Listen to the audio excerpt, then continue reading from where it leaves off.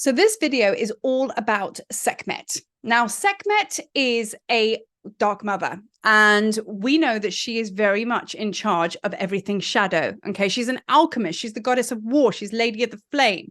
She's transmutation. She's an alchemist. She's all of the above. But most of all, she brings us into that place of courage. Okay, no fear, warrior, warrioress. We get into that mode and we're able to transmute our shadow to be able to step into the truth of who we really are. And that truth is very much handheld by the goddess Ma'at, because Sekhmet is an upholder of Ma'at.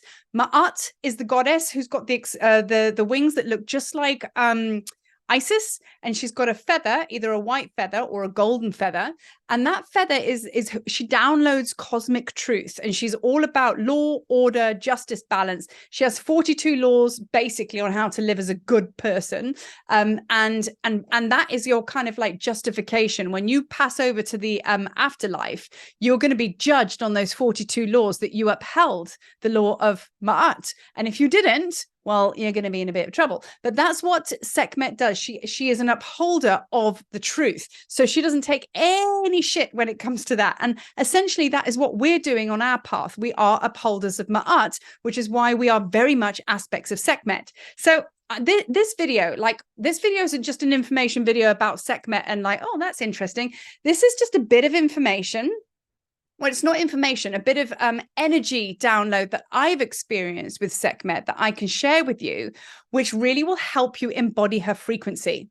Because what she always wants to make clear, and what I would like to make clear, because I've learned this on my path, is that none of us really are an embodiment, are a reincarnation as such. Like lots of people say, I was Sekhmet in a past life or whatever. Now, first of all, most of these beings were star beings, which means they were light conceived, if not just dropped out of the stars, which means there's no human DNA. So it's impossible for us to be that. But let's get rid of the physicality and understand that everything is one.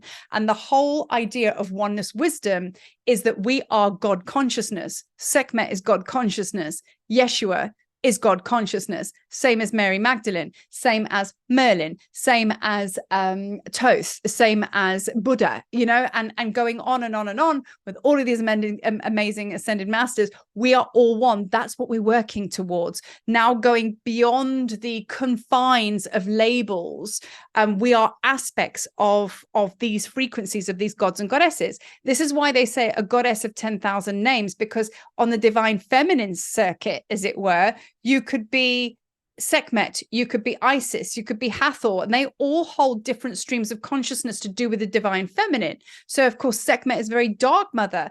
You know, Isis, for me, is very shamanic, and she's on to do with restoration. But then I also know that she's also sacred sexuality and sensuality and very soft and gentle.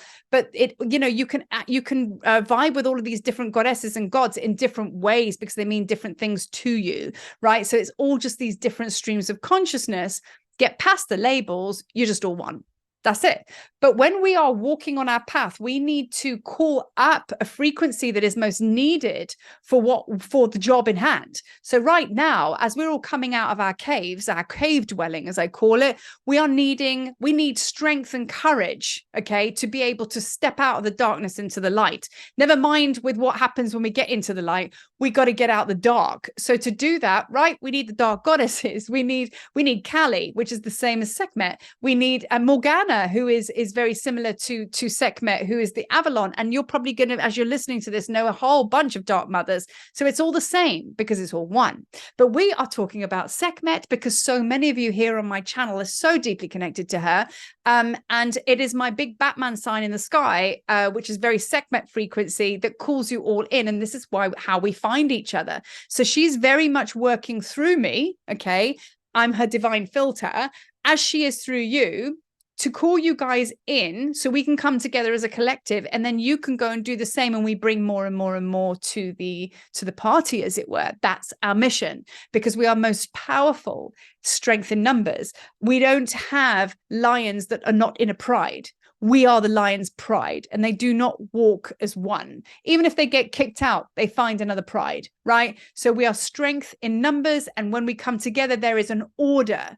all about it, which is the whole Ma'at thing. Ma'at is the goddess of cosmic truth, law, order, balance, justice. She is the upholder of that. So to do that, we need the strength in numbers to uphold that. We can't do it one up anymore. We used to, but now we're to do it all together. So I want to share with you, because there's a lot of you that are conscious creators out there, or if you're not already out there in the game, okay, you know deep down, you know you've got something to share. And that is correct. You have. We cannot complete this tapestry of weaving. You are a very powerful thread, as am I, but I can't weave the blanket being one up.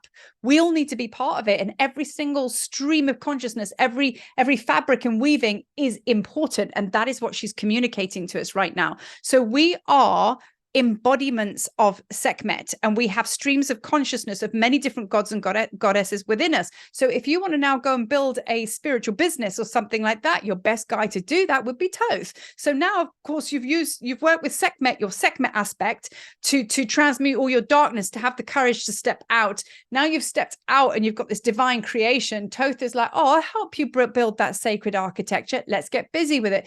So you understand how it works, right? Because oneness wisdom means that we are all one, right? Okay, it's really that simple, you know? So I want to talk to you about how Sekhmet propelled me onto my path and purpose, which is why I want to share this story with you. It's very important. So I've been to Egypt a few times. On my second trip, okay, so this is the early stages of me interacting with Egypt. We went to Egypt. There was quite a big group. I'd been to see Sekhmet before. The group hadn't seen her before, so we went to a Holy of Holies, and they all kind of like steamed in the chambers, and I got pushed up against the wall. So essentially, I ended up being closest to Sekhmet. Now, I didn't channel like I do now, but I heard a voice. It was my own voice, but it was talking to me, not at me, if you know what I mean. And it was Sekhmet, and she basically said, you're going to bring groups to Egypt. This is your purpose. And straight away, I was like, absolutely not. There's no plan. I was writhing in anxiety and inadequacy. So I was like, there is no plan. I'm not doing this. And then she said, no, you are. And you're going to bring all of these people, and it's going to be very different to what you see it as now. This is not how it's going to look. And I was very intrigued by that time. And I was like, so how's it going to look? Do you mean I'm going to be working with people? What's going on? She goes, you need to go and find that out. And I was still a hell no. I hightailed it out of there. And I was just like, oh, no, that gives me EBGBs. I'm too scared for that kind of thing. There's no way I could do a group. Where would I even start? Now, I made a very, very close friend in Egypt called Walid, who is actually my co-creator in my Tablets of Light tour in Egypt. And he basically said to me, not knowing I received this message, hey, when are you going to do a tour to Egypt? I think you should do it, Marie. And I was like, oh, God, no. I'm not doing this. So she was talking through him already, and she was talking to me here. So I had the divine and I had the physical manifestation sandwiched between the two, going, this is your purpose. Still went away, not wanting to do it. Now, before I knew it, the next thing, I was on a plane. I was in Egypt asking the land for permission to bring my own groups, and I was working with Walid, and the rest is history. So every single, well, it's actually not history, because the process was extremely arduous in that I had to face my fear, and I didn't want to. And Sekhmet came through every time, blasted me with her flames. And if I can say, out of all the gods and goddesses that I work with, the one that's really got me here and the one that delivered the message in the first place was Sekhmet. And she will do the same for you as well. So when I take you to Egypt, you know, it's really important, because I speak about the tour. It's very much a it's not just a tour to Egypt or here we go. When you come to this place, it's an initiation. And Sekhmet made it very clear that I need to bring her children home. Of course, I've spoken about it in past videos. I needed to bring myself home first. So I was able and capable of holding such a space. Here I am. Okay. So now I get her children to the temple on time, and I bring them to the Holy of Holies, but I don't go in with you. Like when you go and see Sekhmet, and you really do take those steps now to be with her in physicality in our Holy of Holies, where you go in alone. And I stand at the door and I hold space for you. And as you go in there, it's a private, personal counsel with you and the mother. And let me tell you, it's going to be the most emotional, activating, empowering. Oh, words cannot explain what it feels like when there's no other people in there with you, just you and her. And it's really, really important that happens, because it's sacred.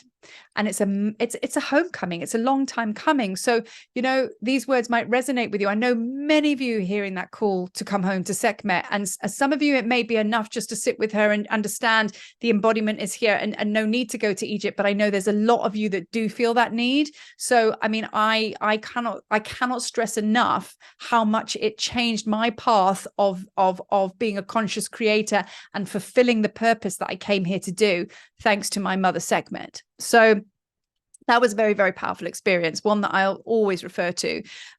So just like with Sekhmet, I mean, for you to get out there in the light, right?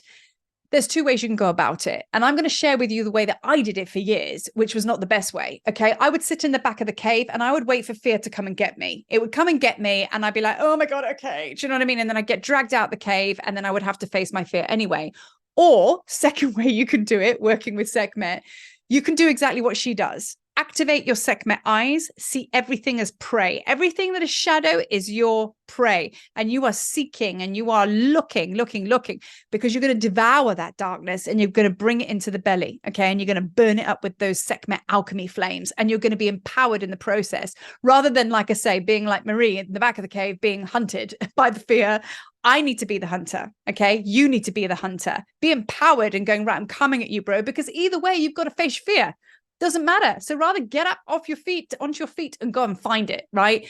That alone disintegrates half the fear just by you coming at it.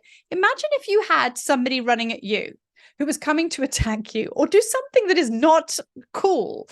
Imagine if you got up and ran at them. That would confuse them and it would scare the bejesus out of them. And then they'd be on the back foot. No different to when you have a wild animal coming at you, which I've had lots because I live in Africa. What we do is we put our hands in the air and we make ourselves big and we roar back at them, or if it's an elephant or whatever. And then they're like, whoa, hang on a minute. But if I was to run or to stand there and be small, they probably trample me. So do you see what I'm saying? There is so much gift and wisdom to observe animals in the wild, okay? Because that's essentially what we're supposed to be doing here. So Sekhmet shows you how to be her in her lioness mode, right? So use her eyes, seek out where the shadow is and go and devour it, right? Just go at it. So that's a very, very powerful gift that Sekhmet can bring you, you know? So yeah, very, very much so.